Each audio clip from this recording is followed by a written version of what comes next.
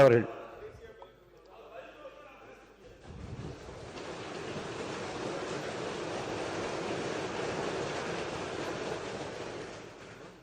மாண்புமிகு பேரவைத் தலைவர் அவர்களே, காவிரி விவகாரத்தில் எதிர்கட்சி சில விவரங்களை கேட்டிருக்கிறாங்க. காவிரி நமக்கு உயிர் ஆதாரம், நம்மளோட உணர்வு ரீதியான ஒன்று. அதனால் அதை வச்சு அரசியல் பண்ணுற எண்ணம் துளி கூட நம்ம அரசுக்கு இல்லை.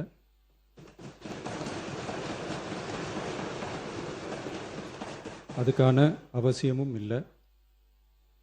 மேகதாது விவகாரத்தில் நாம் எல்லாரும் சேர்ந்து தான் தீர்மானம் போட்டோம். அதை நேர்முக கடிதமாக மாண்புமிகு பிரதமர் அவர்களுக்கும் அனுப்பி வச்சிருக்கிறோம். அதோடு நாம் அப்படியே இருந்துடல. ராஜ்யசபாவில் ஒன்றிய ஜல் சக்தி துறை இணை அமைச்சர் மேகதாது அணை பற்றி முழு விவரங்களை குறிப்பிடலைன்னு தெரிஞ்சதும் காவிரி நடுவர் மன்றத்தின் இறுதி தீர்ப்பு மற்றும் மாண்புமிகு சுப்ரீம் கோர்ட் தீர்ப்பு சம்பந்தமான விதிகள் மற்றும் பத்திகளை கோட் பண்ணி மேகதாது திட்டத்துக்கு எந்த விதமான சட்டபூர்வமான அனுமதியோ நிர்வாக அனுமதியோ வழங்கக்கூடாதுன்னு மாண்புமிகு பிரதமர் அவர்களுக்கு அடுத்த நாளே நேர்முக கடிதம் எழுதினோம். காவிரி நதிநீர் பங்கீட்லேயும் சரி, மேகதாது அணை கட்டுற முயற்சிகளை தடுக்கிறதுலையும் சரி, தமிழ்நாட்டோட உரிமையை நம்ம அரசு கொஞ்சம் கூட விட்டு தரவே தராது. அதுதான் நம்மளோட நிலைப்பாடும். அதே நேரத்தில் கர்நாடகாவில் சில அணைகள் கட்ட ஆரம்பித்ததை பற்றியும் இதே அவையில் 1969 ஒரு விவாதம் நடந்திருக்கு. அப்போது நீர்வளத்துறை அமைச்சராக இருந்தது யார்? அப்போ அணை கட்ட விட்டது ஏன்னு கேட்டு அந்த மாதிரி சீப் பாலிட்டிக்ஸ்லாம் நான் பண்ண விரும்பலை.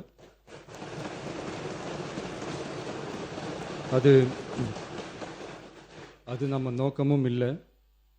ஏன்னா காவிரி விவகாரத்தை ரொம்ப கவனமாக கையாளணும். எந்த கட்சி ஆளுகிறது, எந்த கட்சிக்கு பெருமை, யாருக்கு பெருமைன்னெலாம் பார்க்கக்கூடாது.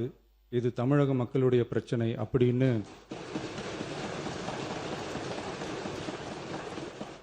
அப்போ இருந்த எதிர்கட்சி தலைவர் திரு கருத்திருமன் அவர்கள் சொன்னதை இந்த சபையில் சொல்ல விரும்புகிறேன். காவிரி பிரச்சனையில் சம்பந்தப்பட்ட 2 மாநிலங்களும் ஒன்றிய அரசும் உட்கார்ந்து முடிவெடுக்கணும்னு 1969 இந்த சபையில் பேசியிருக்கிறாங்க. அதுக்கப்புறம் நிலைமை வேறு மாதிரியெல்லாம் போயிடுச்சுன்னும் நம்ம எல்லாருக்குமே தெரிஞ்சது தான். சட்டப்படி இந்த பிரச்சனையை அணுகிறதுல நாம் உறுதியாக இருக்கிறோம், அதில் மாற்றமே இல்லை. இருந்தாலும் ஒரு அட்டெம்ப்ட் எடுத்து பார்க்கலாம்னு தோணுனது தான் அந்த பெங்களூர் விசிட்.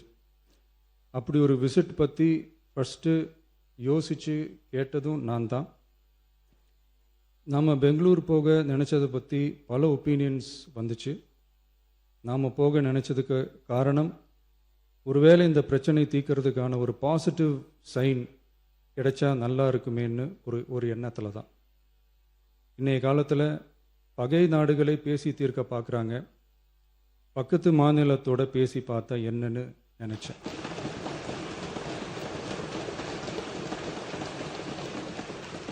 அதனால தான் அப்படி ஒரு அட்டெம்ப்ட் எடுக்க நான் ட்ரை பண்ணோம்.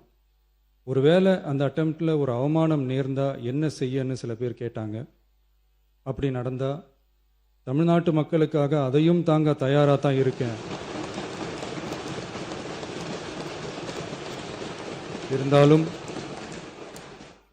இருந்தாலும் நம்ம மேலே அன்பு காட்டின அத்தனை பேருக்கும் என்னோட நன்றிகள். இந்த காவிரி விவகாரம் பற்றி மாண்புமிகு நீர்வளத்துறை அமைச்சர் அவர்கள் உரிய விளக்கம் அளிப்பார். அதே மாதிரி காவிரி பிரச்சனையால் பாதிக்கப்பட்ட விவசாயிகளுக்கான அந்த இன்சூரன்ஸ் ப்ரீமியம் அரசே கட்டுறதை பற்றி கேட்டிருந்தாங்க. அதுக்கான விரிவான பதிலை மாண்புமிகு விவசாய அமைச்சர் அவர்கள் தருவார். அப்புறம் இந்த குறுவை சாகுபடிக்கு அந்த நிவாரண தொகுப்பு பற்றி எதிர்கட்சியிலேருந்து கேட்டிருந்தாங்க. அந்த குறுவை சாகுபடிக்கு அந்த நிவாரணம் ஏற்கனவே கொடுத்தாச்சு, வழங்கியாச்சு. இது அரசியலே நாங்கள் தான் அப்படின்னு சொல்லிக்கிறவங்களுக்கு இது எப்படி தெரியாமல் போச்சுன்னு எனக்கு தெரியல.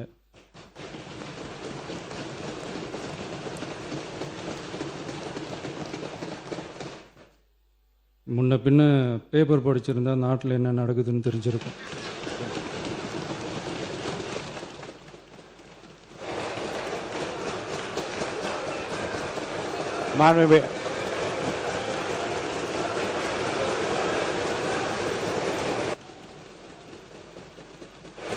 மாண்புமிகு எதிர்க்கட்சி தலைவர் சுருக்கமாக கொஞ்சம் அமைதியா இருங்க. மாண்புமிகு எதிர்க்கட்சி தலைவர் பேசுவதற்கு நீங்க அமைதியா இருங்க. நீங்களே இப்படி பிரச்சனை பண்ணா எப்படி? அமைதியா இருங்க, அவங்க பேசணும் சுருக்கமாக. பேரவைத் தலைவர் அவர்களே, ஸ்பெஷல் பேக்கேஜ்னா நீங்க கொடுத்தது 134 கோடி கொடுத்துருக்கீங்க. அது அனைத்து அரசுலையும் கொடுக்கறக்கூடிய ஸ்பெஷல் பேக்கேஜ் தான். இப்போ வறட்சி நிவாரண நிதி அவங்க கேட்குறாங்க. இது ரெண்டுத்துக்கும் வித்தியாசம் தெரிஞ்சுக்க வேண்டும். இது வெறும் டெய்லி காலைல பேப்பர் படித்தா மட்டும் பத்தாது.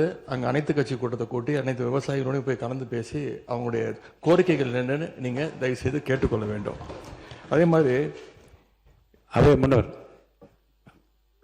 மாண்புமிகு இதெல்லாம் மன்னிக்கணும். மாண்புமிகு எதிர்க்கட்சி தலைவர்கள் இப்போது வறட்சி நிவாரணத்தை பற்றி சொன்னார்கள்.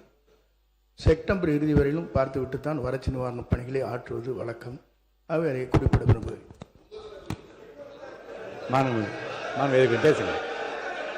மாண்புமிகு எதிர்க்கட்சி தலைவர், பேரவைத் தலைவர்களே, பேச அனுமதிங்க. நீங்களே இப்படி பண்ணா எப்படி? மாண்புமிகு எதிர்க்கட்சி தலைவர் சுருக்கமா பேரவைத் தலைவர்களே, நாங்கள் இன்னொன்று திரும்பி கேட்பது தான், கர்நாடகாவில் அவங்க அனைத்து கட்சி கூட்டத்தை கூட்டி முன்னாள் முதலமைச்சர்லாம் வர சொல்லி அவங்களுடைய கோரிக்கைகள்லாம் கேட்டுக்கிட்டு இருக்காங்க, தொடர்ந்து கேட்டுட்டு இருக்காங்க. இந்த தாவேக அரசு ஏன் அனைத்து கட்சி கூட்டத்தை கூட்டுவதற்கு என்ன உங்களுக்கு பயம், என்ன உங்களுக்கு தயக்கம் என்பதை நான் கேட்டுக்கொள்ள விரும்புகின்றேன். அதே மாதிரி குறுவை பாதித்த சம்பவம் இன்னைக்கு கேள்விக்குறியாக நிலையில விவசாயிகளுடைய தொடர் கோரிக்கை டெல்டா மாவட்டங்களை வறட்சி பாதித்த மாவட்டங்களாக அறிவித்து அதற்கான உரிய நிவாரணங்களை அவங்க தொடர்ந்து கேட்டுட்டு இருக்கிறாங்க. எனவே அதையும் இந்த அரசு செய்ய வேண்டும் என்று கேட்டுக்கொள்கின்றேன். நன்றி. மாண்புமிகு உறுப்பினர் திரு கே எடப்பாடி பழனிசாமி அவர்கள். மாண்பு பேரவைத் தலைவர்களே, நான் ஏற்கனவே பேச வந்தது முதலமைச்சர் வந்து பதில் இல்ல, குறுக்கீட்டுக்கு பதில் அல்லதான், அனைவருக்கும் சேர்ந்து பதில் சொல்லி இல்ல, அதாவது குறுக்கீட்டுக்கு தான் பதில். இப்ப நீங்க பேசுங்க, உங்களுக்கு தேவைப்பட்டால் அதையும் பதில் சொல்லுங்க. 2